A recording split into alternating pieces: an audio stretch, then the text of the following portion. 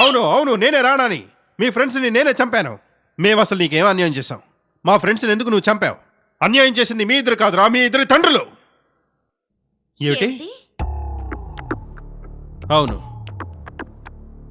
ఈ రోహిత్ తండ్రి పూజ వాళ్ళ నాన్నగారికి నమ్మిన బంటుగా ఉండేవాడు. ఒకరోజు అతనికి మా అమ్మతో పరిచయం అయింది. ఆ పరిచయం వల్ల కొన్నాళ్ళకి వాళ్ళిద్దరూ ప్రేమలో పడ్డారు. వాళ్ళిద్దరి ప్రేమకి గుర్తుగా నేను పుట్టాను. సడన్ గా అతను మా అమ్మని మోసం చేసి పారిపోయాడు. ఎన్నో నెలలు గడిచిపోయాయి. అతని గురించి తెలుసుకోవడానికి పూజ నాన్న దగ్గరికి మా అమ్మ వెళ్ళినప్పుడు వాడు మా అమ్మని మానభంగం చేసి మా అమ్మ ప్రాణాలు కూడా తీసేశాడు. అమ్మా!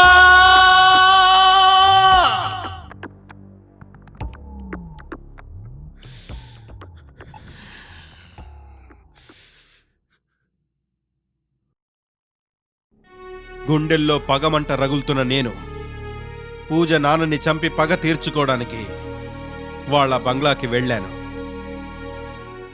కానీ పూజ వాళ్ళ నాన్న చనిపోయాడని అక్కడ నాకు తెలిసింది. తనకు కూతురుంది, తన పేరు పూజ అని. తను కెనడాలో చదువుతుందని, కొద్ది రోజుల్లో ఇండియాకి తిరిగి వస్తుందని తెలిసింది. నేను పూజ కోసం ఎదురు చూశాను. అదే సమయాన మా అమ్మని మోసం చేసిన వాడిని వెతుకుతూ నేను రోహిత్ ఇంటికి చేరుకున్నాను. అక్కడికి వెళ్ళాకే తెలిసింది రోహిత్ వాళ్ళ అమ్మా నాన్న కూడా చనిపోయారని. అక్కడ రోహిత్ ఫోటోని చూసి నేను ఆశ్చర్యపడ్డాను. అచ్చు గుద్దినట్టు నాలాగే ఉన్నాడు. అప్పుడే నాకు ఆలోచన తట్టింది. నేను నిర్ణయానికి వచ్చాను. ప్లాన్ ప్రకారం నేను రోహిత్గా మారి పూజని చంపాలనుకున్నాను. అలా చేస్తే పూజని చంపినందుకు రోహిత్కి ఉరిశిక్ష పడుతుంది కదా. అప్పటినుంచి రోహిత్ని నేను ప్రతి క్షణం గమనిస్తూనే ఉన్నాను. ప్రతి రాత్రి రోహిత్ గ్యారేజ్లో పనిచేయడానికి బయటికి వెళ్ళినప్పుడు నేను ఏదో ఒక బార్లో లేదా ఏదో ఒక క్లబ్లో గందరగోళం సృష్టించేవాణ్ణి. నా బండికి బ్రేక్ ఫెయిలియర్ చేసింది నువ్వా? అవును. దీన్ని బట్టి నా రూమ్లో పేపర్స్ని, సైనైడ్ క్యాప్సూల్స్ని పెట్టింది కూడా నువ్వేనమాట. అవును, నా ప్లాన్ పక్కాగా సాగింది. కానీ మధ్యలో సీమ ప్రాబ్లంగా తయారైంది. సీమ రోహిత్ని ప్రాణానికి ప్రాణంగా ప్రేమించింది. నేను హాస్టల్లో చేరగానే నాకు ఈ విషయం తెలిసింది. నేను పూజ గురించి తెలుసుకుందామని ప్రయత్నిస్తున్నప్పుడు ఈ విషయం బయటపడింది. సీమ నన్ను రోహిత్ అనుకొని పట్టుకుంది. తన మీద ప్రేమ ఉన్నట్టు నేను నటించాను. కానీ మా ప్రేమ కొన్నాళ్ళు బయటపడకుండా ఉండాలని చెప్పాను. అప్పటికే పోలీసు వాళ్ళకి రోహిత్ మీద అనుమానం తగ్గిపోయింది. అందువల్ల స్వయంగా నేనే మీకు ఫోన్ చేసి రోహితే నేరస్తుడని చెప్పాల్సొచ్చింది. అంటే నేను అనుకున్నది నిజమే. పూజని లొంగ తీసుకునే ప్రయత్నంలో పూజ స్నేహితులు చనిపోయారు. మిక్కీ, ప్రేమ్ పాపం దురదృష్టవంతులు. పూజని చంపాలనుకుంటే మధ్యలో అడ్డుపడ్డారు. లడ్డూకి, సీమకి నా రహస్యం తెలిసినందువల్ల వాళ్ళని చంపడం తప్ప నాకు వేరే దారి తోచలేదు. ఇక చాలించు నీ మాయ మాటలు.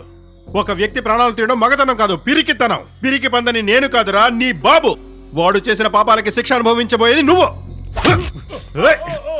పూజ!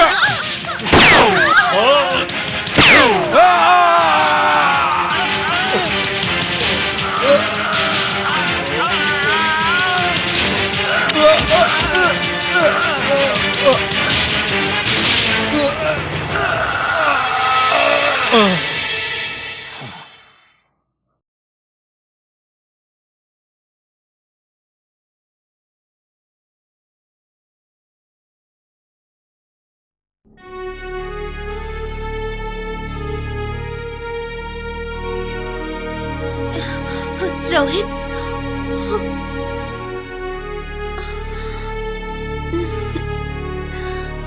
Good luck.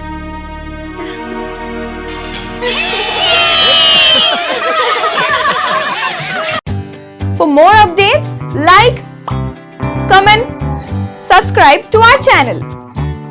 Hey darlings, గంటని click చేయడం మర్చిపోకండి.